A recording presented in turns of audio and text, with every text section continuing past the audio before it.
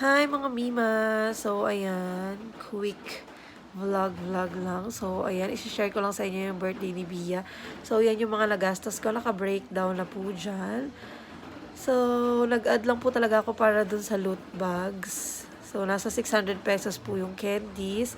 So, nakalagay dyan, tapos nag-extra 30 minutes kami kasi nga po late din kami. So, dapat 4 yung party, 4:30 kami. So, nag-extend kami ng 30 minutes, 790 pesos po yun. And yung food, ayan, DIY ko yung food na yan, mga mimaha, naka-breakdown naman dyan. Pero ang alam ko, aalisin na nila yung pagdi-DIY parang yung sa kanila na talaga yung masusunod.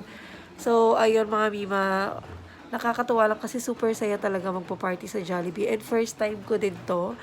So, ayan, unforgettable yung experience. And sana makatulong yung video na to mga mima. And yung tip pala, nasa 150 pesos lang yun, yung binigay ko. So, yun.